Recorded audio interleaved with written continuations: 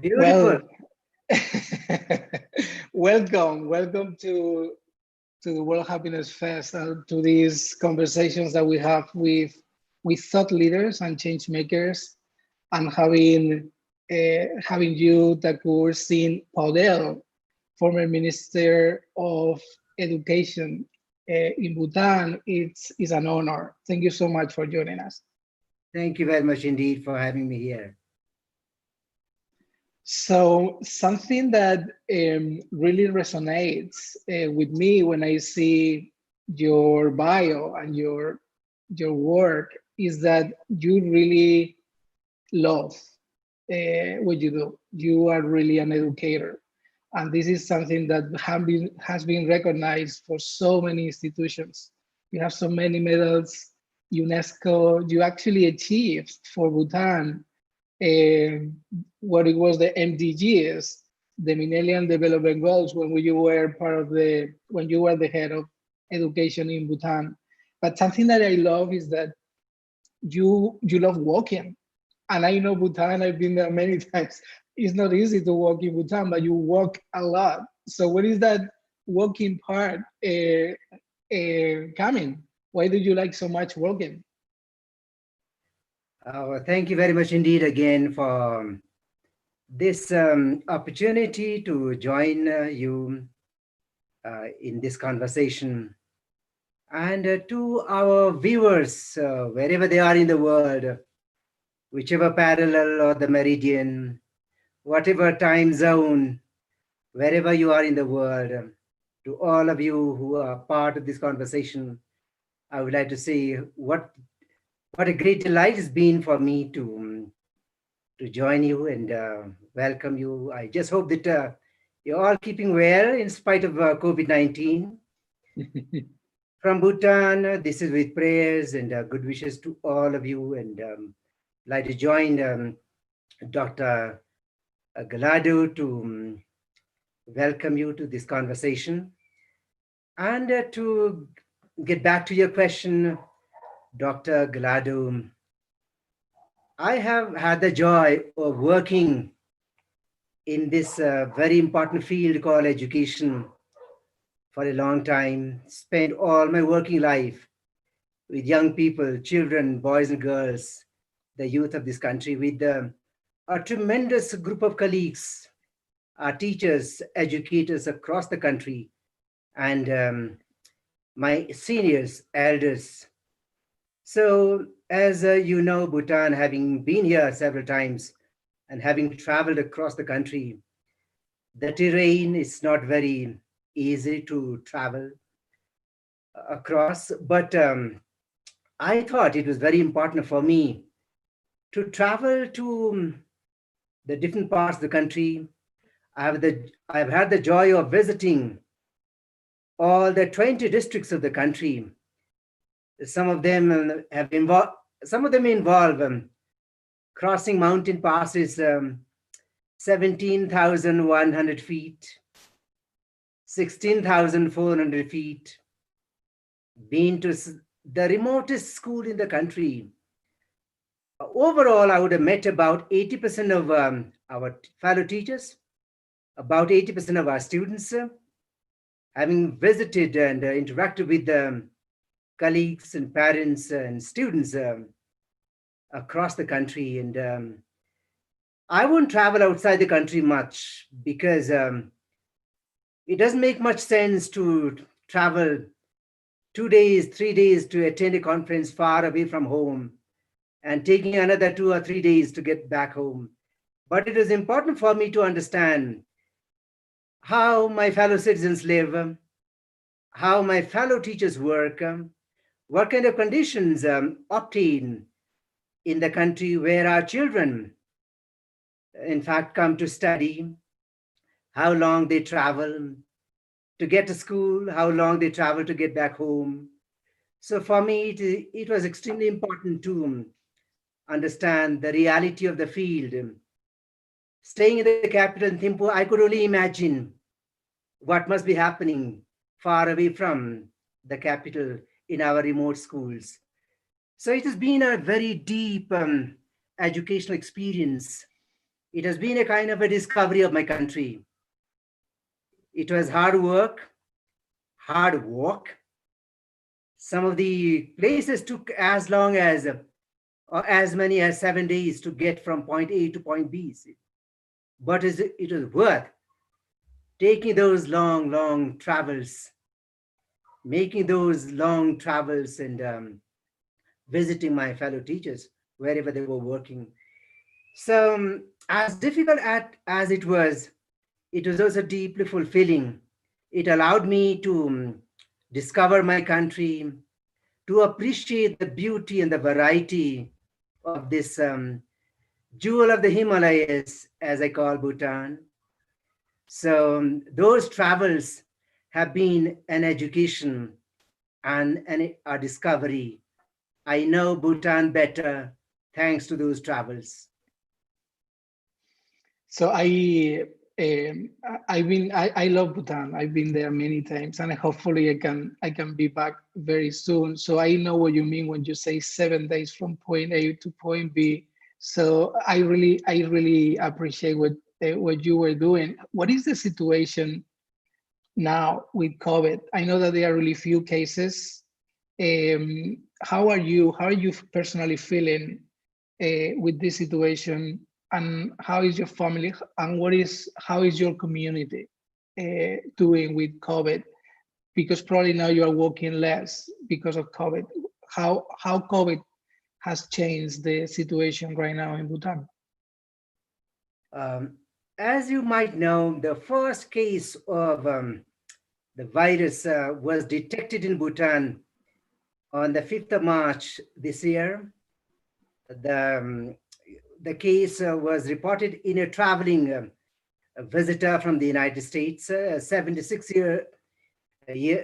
years old visitor from the United States with his partner. But after that, our government, led by His Majesty the King himself at the forefront, has moved very quickly and put in the necessary intervention measures. As soon as the case was detected, there was a very quick move to do what is called contact tracing, isolation, and there's a very strong national committee to look after any case that perhaps would have had to be taken care of. So far, we have been fortunate enough not to have any internal transmission in the country, and fortunately, there have been no fatalities within the country. There are around 90 cases reported so far, and all these cases have come from outside. Bhutanese have been working in different parts of the world, and now with the arrangement made by the government, many of them have been returning to Bhutan, and some of them are coming from countries which have been affected by the virus. So all the cases that have been recorded in the country have actually come from outside. However, we are not taking any chance with the virus. The prevention measures have been very strong. As I said earlier on, His Majesty the King himself has been at the forefront, leading the fight against this virus. So far, the situation has been under absolute control. However, we have no illusion about the challenges because there have been rising cases in our neighboring countries, and we need to take precaution. One of the good things that has happened in the country is that despite all the anxiety and the uncertainties, Bhutan has come together as a family. There's been a lot of goodwill and positive energy. This is one very special moment in the country when this nation has come together as a family under His Majesty the King. The people have come forward to do what they could in terms of supporting the national efforts by volunteering to do the necessary checks, especially in those sensitive areas. People have come forward to contribute services in terms of cash and kind. They have offered their facilities, the properties, to be used as quarantine facilities by the government. And there are the service forces, the volunteers, including the villagers, the farmers, who contribute whatever they produce in terms of vegetables, farm produce, to support the government in its efforts to fight this virus. So overall, as anxious as we all are, it is also a time at which we have seen the best of our people in terms of their manifestation of this spirit of volunteerism, altruism, and positive energy. And in the same way, we feel that even when the virus is beaten, and we hope we'll be able to beat the virus soon, this positive energy will continue in the future. This is very important for nations. In the same way, I've also seen in many parts of the world, people coming forward like never before to help those in need. So it is a moment at which the basic human goodness seems to be manifesting itself in such abundance. And it is my hope and my prayer that even when the virus is beaten, this goodwill, this positive energy, this basic human goodness will continue, and that will be the new norm. I call it Revolution 5.0, the return of the human. At this point in time around the world, we see Mother Earth far greener than it has been for a long time. The sea is bluer, the sky is clearer, water is cleaner, air is more breathable, animals, birds, and reptiles have been able to breathe freer. So with all the pain that has been unleashed by COVID-19 all around the world, I think this is also a time at which basic human goodness has manifested itself. This is, I think, one of the finest things that has happened as a byproduct of this very painful experience with COVID-19. And it is our prayer that that the world will understand and learn something positive, something sustainable, something good for the future. If we don't learn anything good from this pain, if the world doesn't become any better as a result of so much pain and suffering, this pain and this anxiety, this devastation will have been such a waste. It will be such a tragic, tragic waste. So my own hope is that all our nations, our people, and the world, and humanity will come out wiser, a little humbler, and a little more sensitive, and that it will have learned something very valuable. So within the country, we're very happy to see that there's been a lot of positive energy manifested, despite the pain and the anxiety, and around the world, with all the pain and anxiety that there is, the uncertainty that there is, it is also a time when we see the return of basic human goodness. I call it Revolution 5.0. Wow. So I love this revolution, and something that we were talking a couple of weeks with the economist John Hollywell is that societies with higher levels of trust are dealing much better with COVID. I think that definitely Bhutan is an example, as you are explaining, of how the reaction of the community with that altruism and that trust is paying off. Can we go deeper into what is happening now, focusing on education, and what is going to happen over the next months as we move forward to the new school year. What are the plans? And something that you mentioned is that because of COVID, now the world is greener and the oceans are bluer. And we want, of course, today we want to talk about the green project, my green school project. So can we have even greener schools, or they are already green in Bhutan? So can we talk about both parts, the part of how is COVID affecting education now, and what do you think is going to happen over the next months? And let's start talking about the green project that you led in Bhutan for so many years. Oh, thank you so much indeed.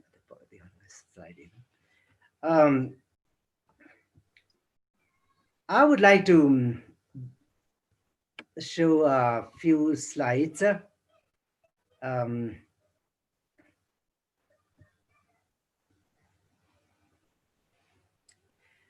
This is my conception of the North Star, and with a viewer, a Bhutanese gentleman there looking at the North Star.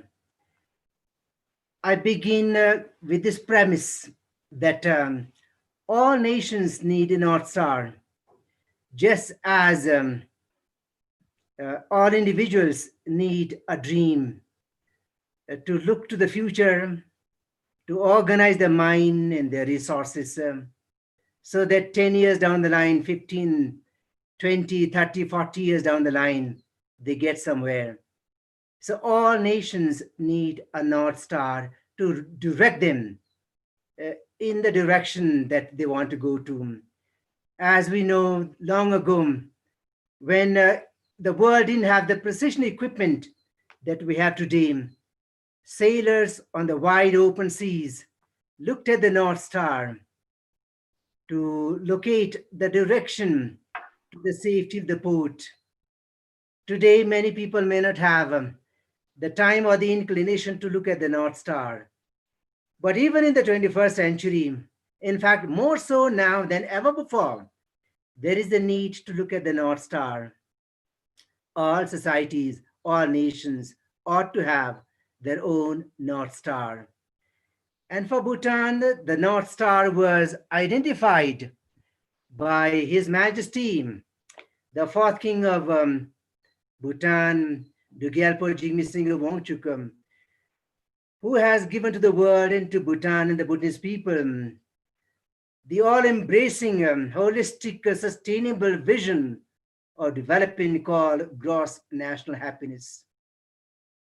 Some 40 years ago, a young king, 16, going on 17, looked at the world and saw it whole. The world was accustomed to measuring progress by using the yardstick of gross domestic product. As young as His Majesty was, he saw that gross domestic product was a convenient tool, but he didn't tell the whole story. It told only a part of the story of human progress. But if we mean anything by progress or development, it has to be based on a more holistic vision of what it is. What is the goal of life? What is the purpose of development? So His Majesty wanted to, in fact, look for Bhutan a much more holistic vision of development, and he called it gross national happiness. Over the past 40 years or so, this has been our North Star. And we believe that if a nation has a North Star, if it has a big dream, the subsystems of that nation have to embrace and advance that vision of the country. And the education system is an extremely important subsystem of any nation, because in our education system, in our schools, colleges, and universities and learning centers, we have the most precious segment of the population.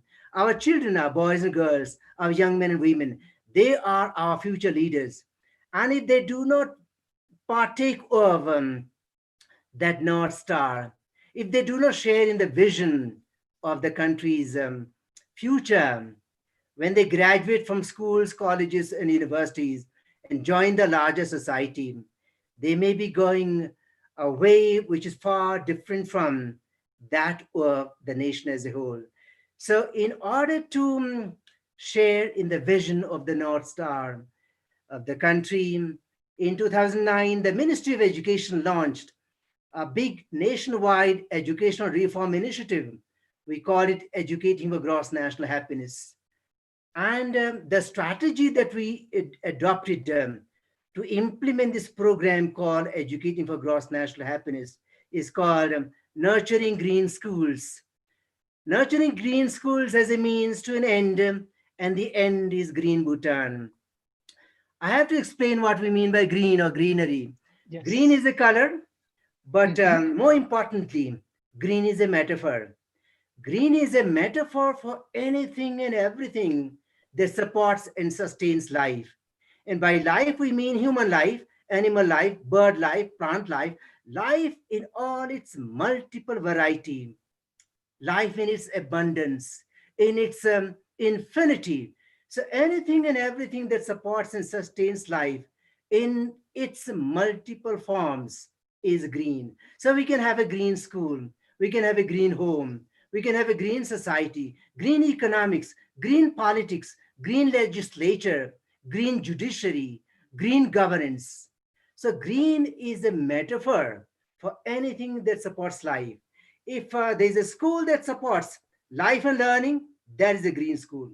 If we have a university or a college or an institution of learning that supports life and the integrity of life, the preciousness of life, that allows life to blossom and to bloom, that is a green school. If the government supports the blossoming of the life of its citizens, allows them, allows the people to realize their fuller potential to achieve their higher goals. If the legislature does that, if the judiciary does that, if business and industries do that, that will be supportive of life. That will be a green project. That will be a green industry. That will be green business. That will be a green corporation. So we can have a green school, a green institution, a green parliament, a green court, a green family, a green life. So green is principle of good life. Green is a principle of holistic and sustainable, noble life. And today, when you look around the world, there is so much happening in the name of education, but not all of that is education. Just as indeed, gross domestic product as a measure of development is highly reductionistic, highly limited and narrow, because it only focuses on economic or material development and leaves out many other non-economic, non-material, but yet extremely important elements that make life worthwhile and meaningful and purposeful. In the same way, education, conventional education, has been guilty of doing much the same thing, leaving out the claims of life and learning on education systems, on teaching and learning. At best, today's education responds to the claims of the head or the mind and leaves out many other important elements that make us who we are, that make the children who they are. So, what we feel is that education must be able to respond to the claims of many other elements apart from the intellectual or the mental claim, the claim of the market, the claim of the employing agencies, the claim of factories and corporations. Education ought to be much, much more than simply preparing young people for the job market, as important as it is, for the needs of the corporations, and companies, as important that may be. So education ought to be for life. Education ought to be for the realization of the full potential of the children. I think we have been very unfair to the children, very unfair to young men and women. Education was meant to be the noble sector of all the sectors of public service. The wise people of the past described education as the noble sector. No other sector has ever been described as the noble sector. There must have been a very good reason for calling education the noble sector. Education was meant to help young men and women, boys and girls, children, to cultivate the nobility of their mind, to cultivate the nobility of their heart, thereby leading to the cultivation of the nobility of action. So when the head and the heart and hands come together in on the principle of nobility, you can imagine the experience, the outcome of such an experience. I think the world needs, especially now than ever before, a green model of education. That is why my green school is an invitation. It is a plea. It is a prayer for a renewal of life, for a renewal of learning, and for a renewal of our world. Education cannot solve all the problems of the world, but it is perhaps the most important instrument to redeem the world. And we have to do all that we can to make education work. And perhaps it is about time that we looked at education from a much more holistic perspective. And in this light, my green school is a kind of a response to the need of the moment. This is beautiful. I mean, just listening to you, how much inspiration you are bringing to the world. This is the moment. This is really the moment where so many countries have to learn from what you've done, from what Bhutan and the North Star has meant to so many kids. And I would love that if we can go deeper into the elements of what a green school is. I know that there are about 8 elements, but if we can go deeper and we can learn, I think this can be a really useful guide for so many schools that right now are struggling all around the world trying to find the North Star. So can we go deeper into the elements of what a green school is? Thank you very much indeed. Um, as I mentioned earlier on, a green school has 8 elements. In other words, these elements are like the vital claims on education systems, on educators, and on teaching and learning. Today, mostly our educational systems address primarily one claim. That is the claim of the employment market, the job market. And our young people in our schools, colleges, and universities are required to learn those skills that fit the bill. And very often we are told that your graduates, your students are not good enough for the job market. But we have never asked the question, are the employing agencies, are the corporations fit enough for the noble sector, for the higher goals of the society, for the higher goals of lives? So my green school has 8 elements. In other words, these are the 8 claims. And today, when people are talking about global warming, climate change, mass movements of people, erosion, the world rapidly changing on a daily basis, on a minute by minute basis, we feel that the first principle of a green school ought to be understanding and appreciating our relationship with Mother Earth. some natural greenery, or an appreciation, or the ability to discover our relationship, a vital, fundamental relationship between us, the humans, and the natural world is very important. We human beings are dependent on Mother Earth, on planet Earth. Planet Earth can be autonomous, is autonomous. Planet Earth can survive on her own. Mother Earth, Mother Nature can survive on her own, but we cannot. But over time, we have usurped, we have claimed total ownership on planet Earth as if it is for us to play with them. That is the reason why perhaps we see the kind of natural disasters that we see every now and then. I feel that a green school must honor this relationship between us, the humans, and planet Earth, Mother Nature, because we need the earth to walk on. We need the air to breathe. We need the water to drink. Unfortunately, in many parts of the world, the earth is becoming uninhabitable.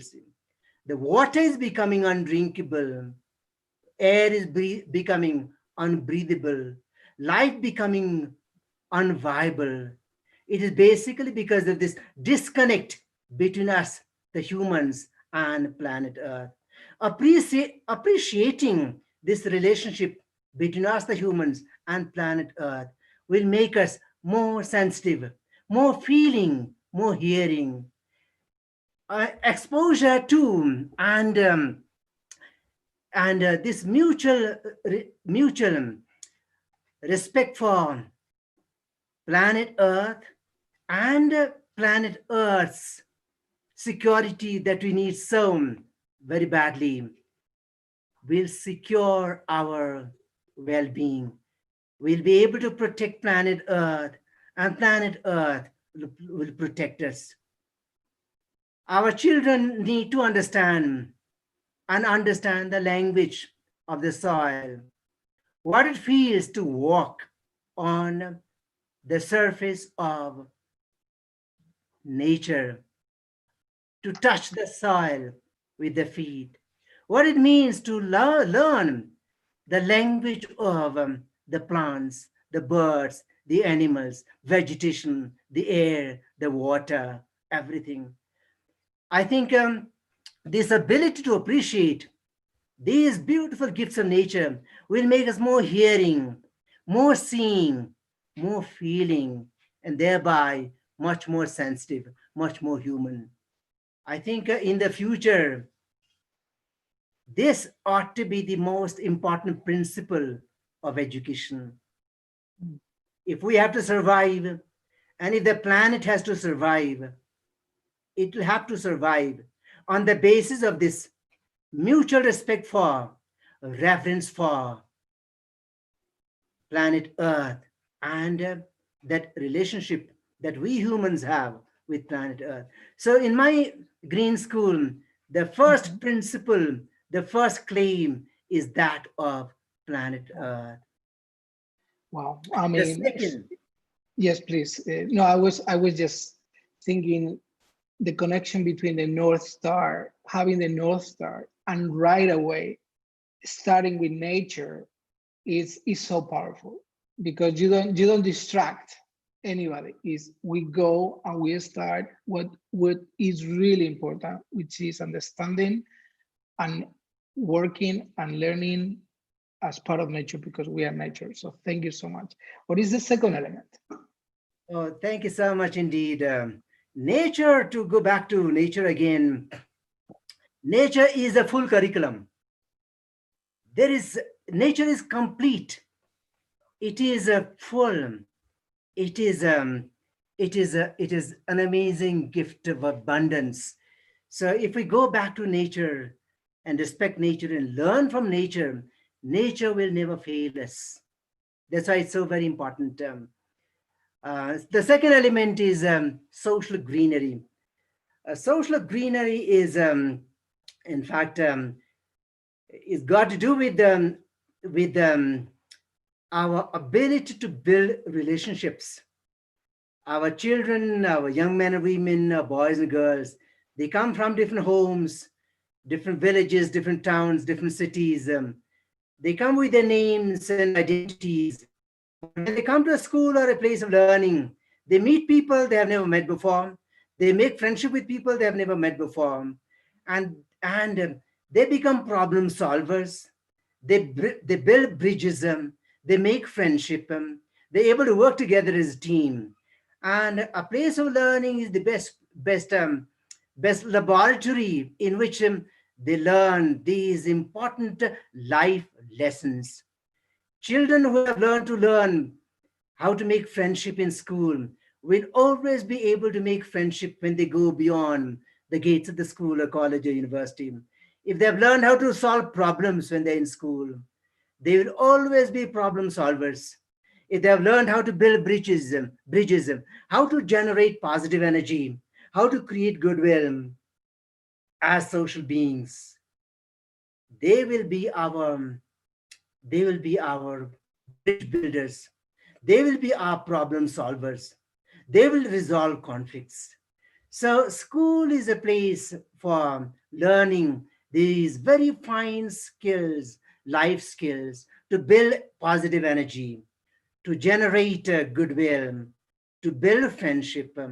So, it is not, we are not there, children are not there just to complete the curriculum, finish year one and move on to year two, collect a degree at the end of the course, and get into a job, as important as all these are.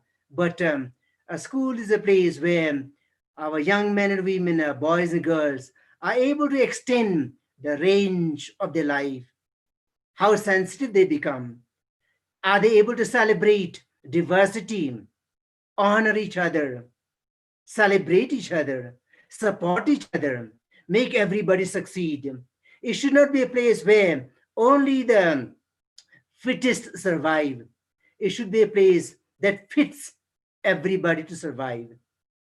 A school ought to be green in the sense that there's a place where life can flower, life can blossom, and such an experience will have a tremendous implication on the quality of the society to which young people enter at graduation.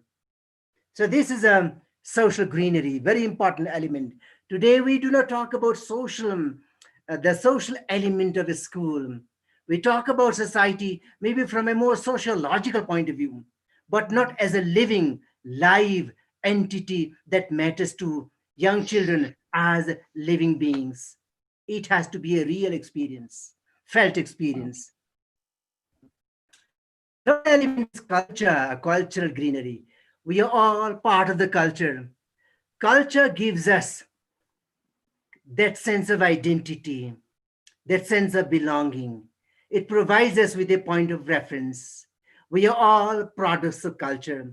The way we are, the way we dress ourselves up, the way we speak, our language and literature, our art and music, our architecture, the songs and the dances, our sports and games, the way we cook our food and prepare our drinks, our celebrations, our rites and rituals, our customs, our costumes, the way we proclaim who we are. All this together make us who we are. So culture is an extremely important point of reference.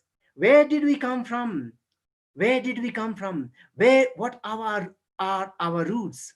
How is it that we are the way we are? How did we get to be the way we are? These are very important. What are some of those cultural milestones?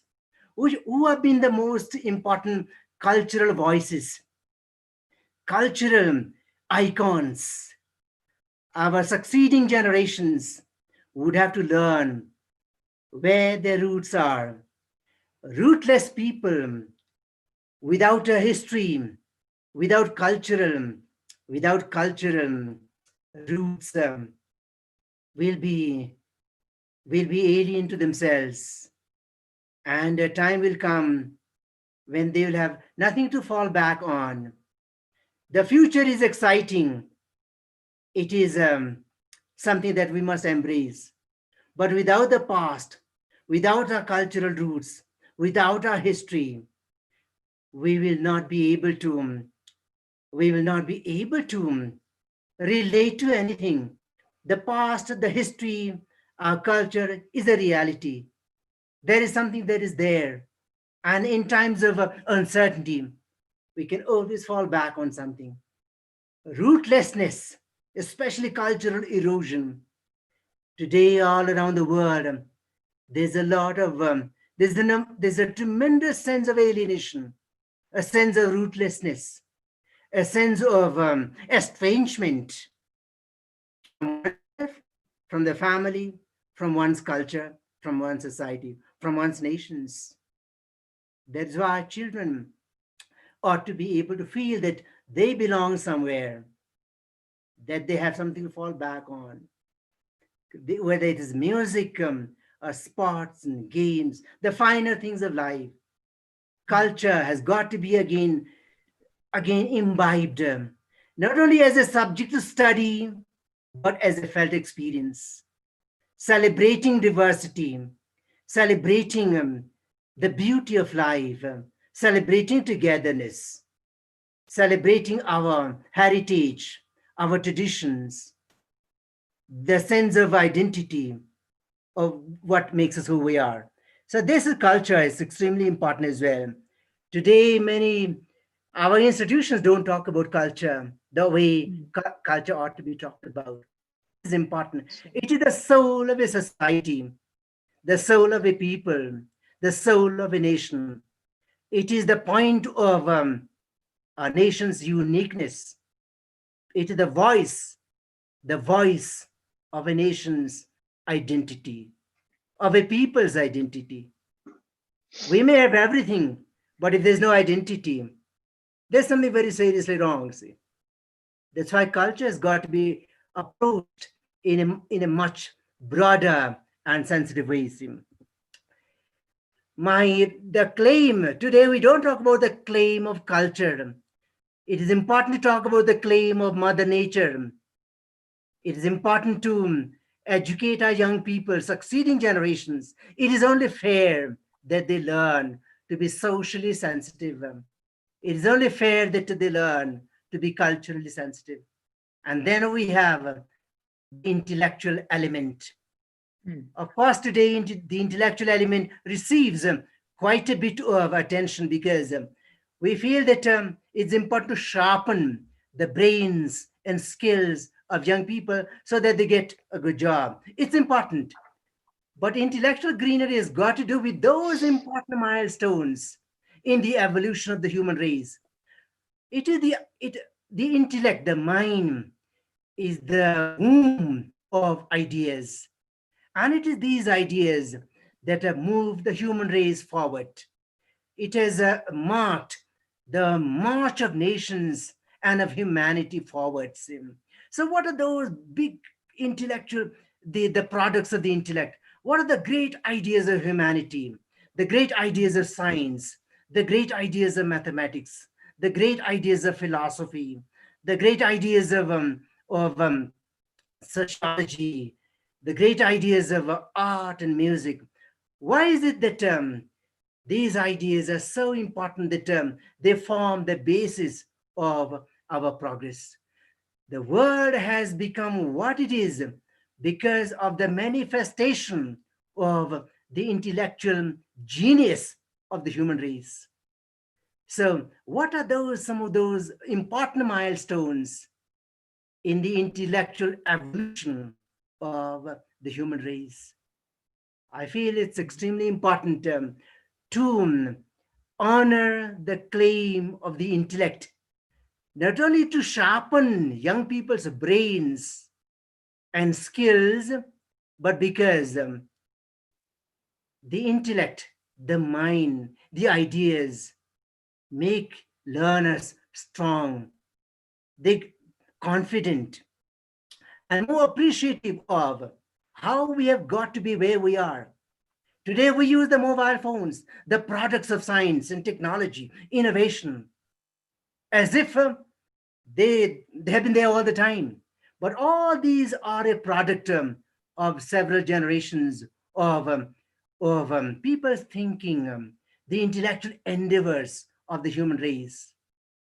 Some intellectual greenery has got to do with them appreciating the finer dimensions of ideas.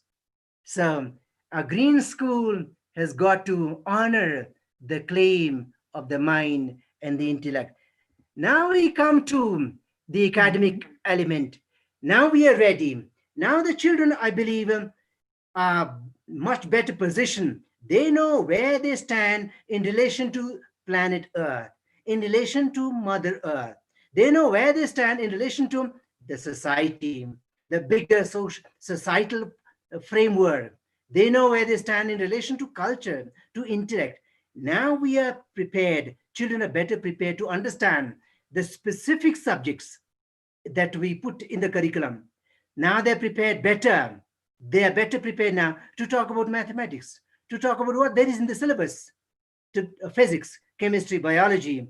But here again, it is not just to complete the syllabus from chapter 1 to the last chapter and be done with an examination at the end of the year. In academic greenery, we're looking at the nature of the different disciplines. How is it that a certain subject is called mathematics? What is what is mathematical about mathematics? What is the nature of physics? What makes physics physics and not biology? What makes history history and not geography? What is there deep inside in these disciplines that makes them what they are? How is it that some wise people in the past decided to package knowledge in a certain way and call it physics? How did they decide to package knowledge in a certain way and call it geography or history or biology or IT or music? So here we are looking at academic disciplines from deep within, from the point of view of their nature, what makes them what they are. Otherwise, we have been teaching physics for 1,000 years. We have been teaching philosophy and mathematics and social studies, humanities for so many years, never asking what makes mathematics mathematics, what makes physics physics. Why is literature different from language? History from geography. So we need to probe these disciplines from deep within. Then they become more powerful. Then they make sense. Then there is purpose and integrity in learning. This kind of learning becomes much more fulfilling and purposeful. Otherwise, we will simply be moving at a very mechanical and routine manner. So academics, in the way that we understand the nature of the different disciplines, has a very important claim on my green school. Next, we have aesthetics. Aesthetics. Aesthetics, as we all know, has got to do with the study of beauty and grace and perfection. Today, aesthetics are studied in many institutions, but because of budgetary constraints and financial issues, aesthetics, humanities, the more humanizing disciplines get often a very, very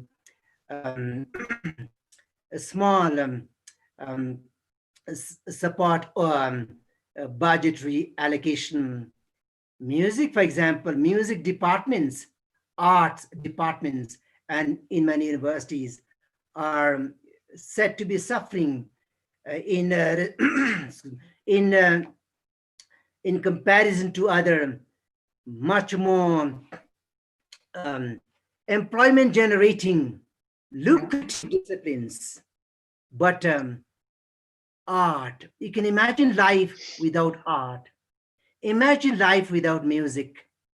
Imagine life with all the beauty of the world, the sights and the sounds, the smells, the music of the ocean, the colors of planet Earth, the magic of the skies, the sunset, a beautiful garden, a beautiful dress, a beautiful piece of music, a good dress, a walk in the garden, the way the table is laid out, the house is built, that sense of beauty, the sense of gives, as John Keats says, a thing of beauty is joy forever.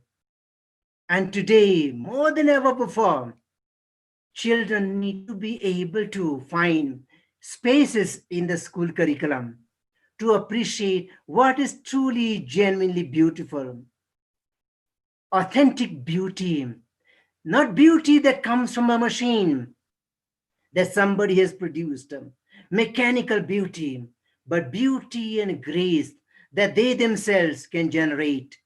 Are they able to appreciate a piece of music? Are they able to appreciate a piece of a poem, a poetry, a piece of literature, a painting, a beautiful garden, a beautiful layout of the house, of the rooms? Because today there are so many stimuli, so many external stimuli that impact tender minds, stimuli that come from machines, from technology, from the internet, from the mobile phone. A lot of the information that comes from technology is important. They have a lot of positive benefits, but a lot of the stimuli that come from technology could also have a lot of negative consequences, especially on young minds. If children spend a lot of time with the product of external external creation and leave out their own ability to create, to imagine, to generate, to be makers, there is something wrong. A time could come when too much of addiction with technology can result in the soul being sucked by machines. The soul sucking influence of technology can be devastating on young minds. That is why it's important for school experiences to support the creativity, the personal creativity, imagination, and the ability to make things. And that I call aesthetic greenery. The next, uh, the next claim is the claim of a spirituality. Wow. And Mhm. spirituality has got nothing to do with religion or religiosity. Spirituality is an acknowledgement of the fact that as we are not perfect. As we are not full. As we are not complete. But in relation to something that is more perfect than us, in relation to something that is fuller than us, more sublime than us, to that extent, we also achieve a fuller sense of who we are, a fuller sense of perfection. And children need role models. Children need ideals. They need icons. And these icons could be either God, they could be their parents, they could be their teachers, they could be public figures, they could be ideas, they could be objects of nature, but anything and everything that elevates them, that makes them that makes them feel a fuller sense or achieve a higher sense of who they are. Because young people can be very arrogant. They could have a sense of their being everything, and that they might discount that there are other elements and objects and beings which are superior to them, better than them, sublimer, more complete, and more perfect. Just as the flower kept by the windowsill looks to the sun to find fuller realization, so also young people need stimuli to achieve a fuller sense of who they are. So spiritual greenery has a very important claim. It doesn't have to do anything with religion. And religion often is a taboo in many institutions on many campuses, maybe for the right reasons. But spirituality is deeper. is profounder than religion or religiosity. We are all spiritual beings, whether we like it or not, and children are spiritual beings. So that's why spiritual greenery has a very important element. It makes us feel, it makes people feel more humble, more sensitive, more outgoing, more appreciative. As we are not perfect. But in relationship with something bigger and more perfect and fuller, we gain a better sense of perfection. We gain a better sense of self-actualization. This is important for children to learn in school. So finally, the claim of ethics or the claim of morality. Today, morality again is a taboo subject in many areas, many institutions, many contexts. Whose morality are we talking about? Whose ethics are we talking about? These are often the questions that we hear. But there is something fundamental on which we all agree. See, as human of the species, we have got accustomed to believing that there is something called right as opposed to something called wrong. There's something called truth as opposed to something called untruth or falsehood. There's something called good as opposed to something called bad or evil. Only the human of the species can make distinctions between categories of values such as this. We can make the distinction. And the ability to make this distinction makes us who we are as the human of the species, rational beings, Homo sapiens.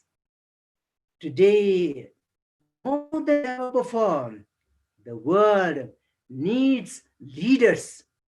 The world needs people who can make a distinction. We need young people who graduate from our schools and colleges and universities with this ability to make a distinction between right and wrong, between good and bad, between truth and falsehood.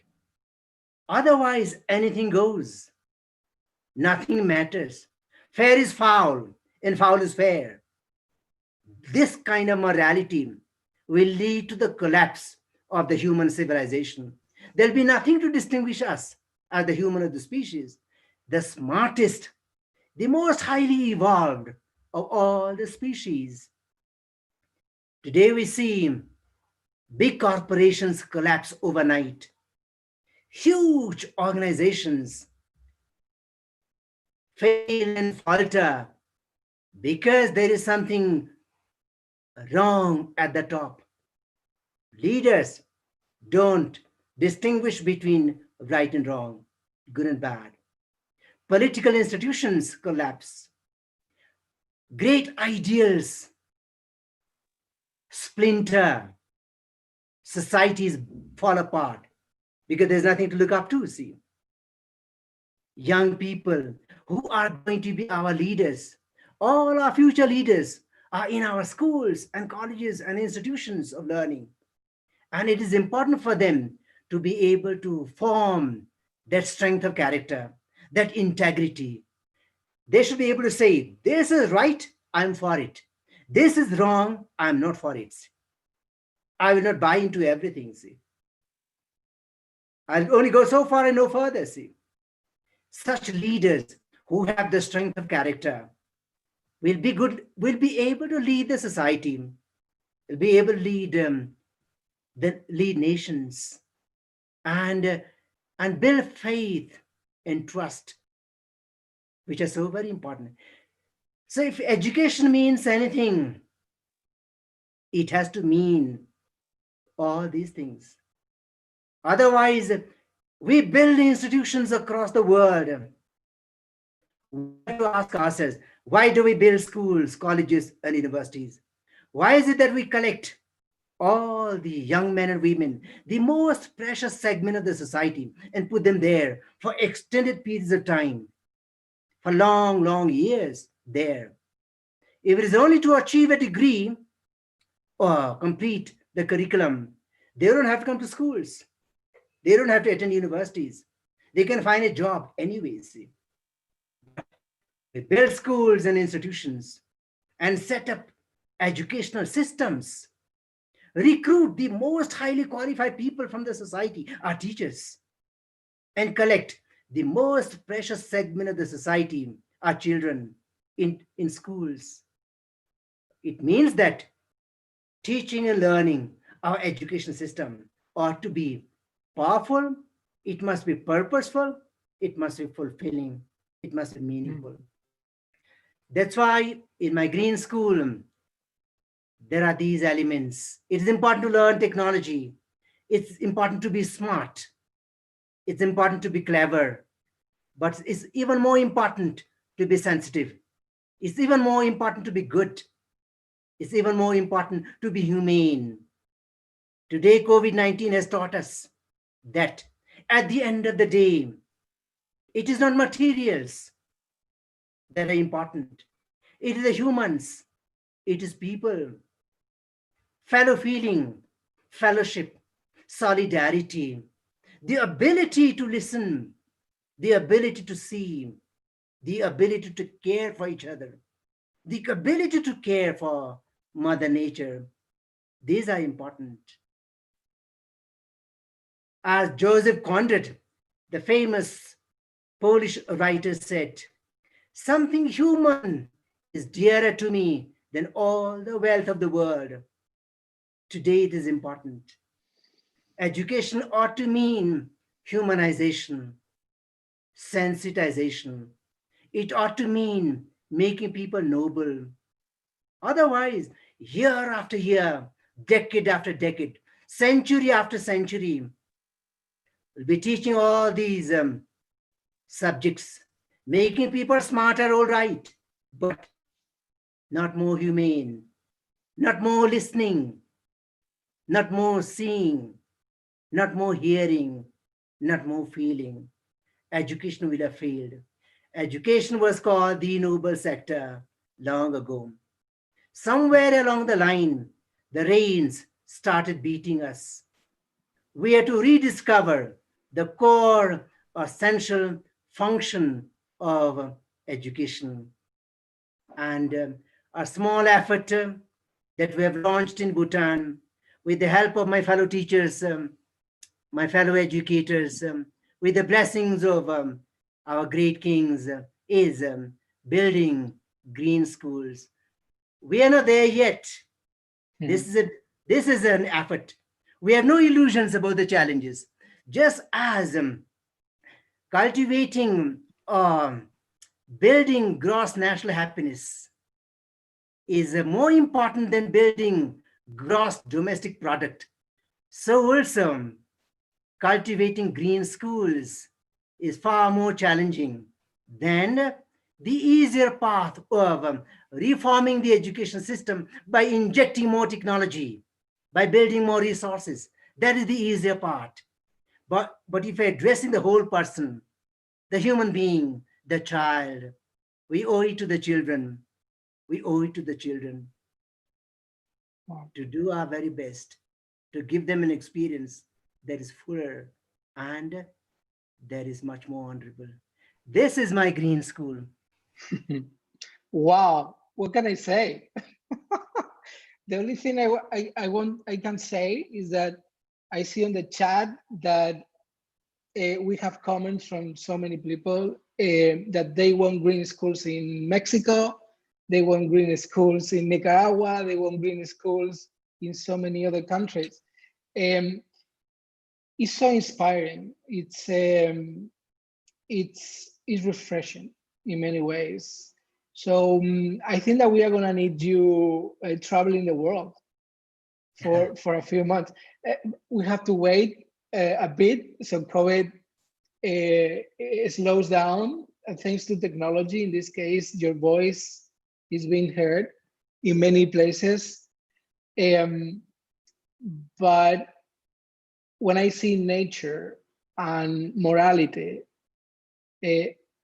basically starting and ending with circles, and spirituality and aesthetics, and the way we build our relationships, our culture, the intellectual and academic part are part of it, of course, but you see 6 more elements that are so strategic and so important to the system. I feel that I want my kids in that system. I have two kids. I want them in that system. So what can we do? What can we do? You've been a minister in one country. Can you be a minister in many more countries? What do we do in order to get this model to many other places? I think that we are ready. I think that many countries, many schools are ready for this model. What is your recommendation? And maybe we can end with this. What is your recommendation if somebody wants to start basically following the North Star that you put on the table, the gross national happiness, educating for being? Where do we start? What I feel is that it'll be wrong to throw the baby with the bathwater. I'm very grateful to the great educators of the world in different continents, different countries, different regions of the world. We have benefited tremendously from the contributions of educators and education systems. I am myself a beneficiary of the knowledge and the wisdom and the guidance, the light that I have received from my educators, from my students, and from my colleagues. So I am that beneficiary of great minds. I also see that there are already a lot of beautiful green schools in all parts of the world. I visited several countries, and wherever I go, I see that there are some beautiful models of green schools already. They may not be called green schools, but they're doing a wonderful job. They may not have all the 8 elements that I described, but they have many other elements which also go to make the school more holistic experience than others. In my own country, not every school is a green school. Some of my colleagues have done a wonderful job. There are great examples of green schools. Some are in the middle, some are struggling, and we have a variety of success stories in our own country. But we feel that we must have a goal, just as a nation ought to have its own North Star. In the same way, education is a very long term process. So we should pick up all those good examples in our own societies. Which school is doing better than others? What is it that they're doing which makes the school succeed compared to others which are not doing all that well? So what I feel is that now that we live in a global village, and it's so good that even though 7 seas separate us, you're in Miami, I'm in Thimphu, Bhutan, see, and somebody is in Nicaragua, somebody is in Mexico. People are all over the world, but we can meet together like this in this platform. So what is important, I believe, is that despite the specificities in a particular context, overall, what do we need? Even though we dress ourselves up differently, maybe our food habits are different. At the end of the day, we are all the same. As the great Carl Sandburg, the American poet, said, there's only one man in the world. His name is all men. There's only one woman in the world. Her name is all women. There's only one child in the world, and the child's name is all children. We are all in it together. If any part of the world is educating one child differently, educating one child better, that is a blessing to humanity. That's a blessing to the world. So for me as an educator, for me as a teacher, schools are a blessing. Our teachers are a blessing. Our children are a blessing. The world is far from perfect, but this is the only world we have. And with all the imperfections that it has, it is still a good world. There are far more good people in the world than there are bad people. Life is not perfect. There are pains and headaches and heartaches. But with or with all the agonies and anxiety, life is still precious. Life is still beautiful. And I feel it's important for our children to listen to stories of success. Yes. A lot of the time we talk about how difficult the world is, how challenging the world is. I think children deserve to hear stories of hope, hear stories of success, hear beautiful stories. And there are a lot of beautiful stories in every society, in every country, in all parts of the world. I think we should focus on what is succeeding and share examples of good practice wherever they are in the world. I think this is the way to go. See, in Bhutan, we are still struggling, but we feel that we must have a North Star. We must know where we are going. See, and at least we will consciously making efforts to move in that direction. We have no illusions about the challenges. We do have challenges. We have problems.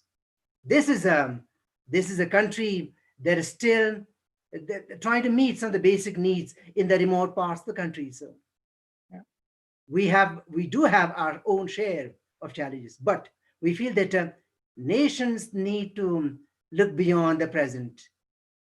Otherwise, what incentive is there to do the planning, to mobilize resources?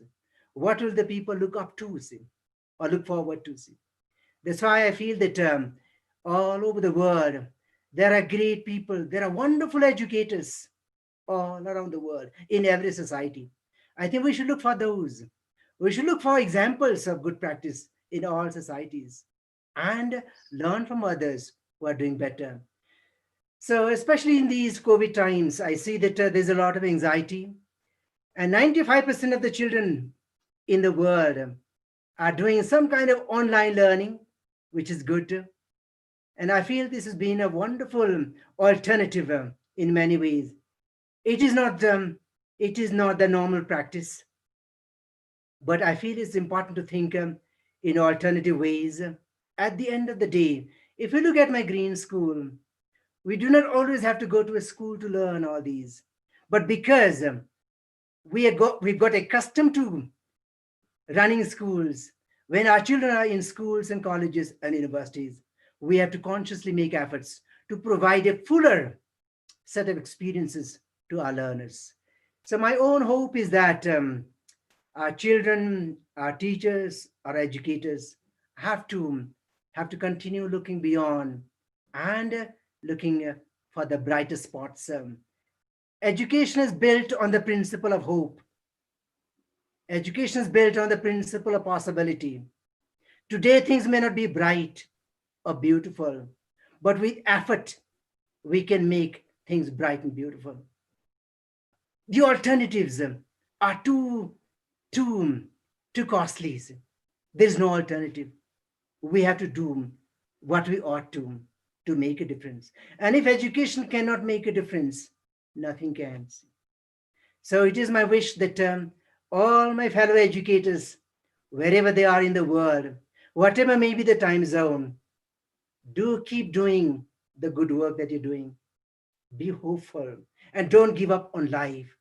Children need to see light and hope and beauty, and there is plenty of it there. Once again, from Bhutan to all of you, I would like to say what a great delight it's been for me to join you in this conversation. I wish you the very best as look ahead, and also request you and pray for you to look after yourselves well and stay safe. All the very best. All the very best. This message resonates so much. It's beautiful. Thakur S Powdyel, Minister of Happiness, Minister of Education. I vote for you to really be the world Minister of Education in the coming years. I really want to see this message out. I really want to see more green schools, and thank you for your support to all teachers around the world. Thank you for your passion. Thank you for your vision. Many of the comments that we are seeing are about this long-term vision that you have and that we need to have in order to be more humans, and in order to be at peace, at ease, and to grow children that can really make a positive impact. So you walk the talk. You are an example for everybody. Thank you so much. It's been fantastic learning from you, and hopefully we can learn more in the coming weeks and months, so we can get this message to many, many places around the world. Thank you so much. Thank you so much indeed. Thank you. And thank you everybody for joining. The recording will be available at the World Happiness Academy, and of course YouTube, Facebook, and everywhere, and any other channel. So thank you so much, and have a safe rest of the day. All the best to your family and your community and your people. Thank you so much. Thank Bye. you entirely.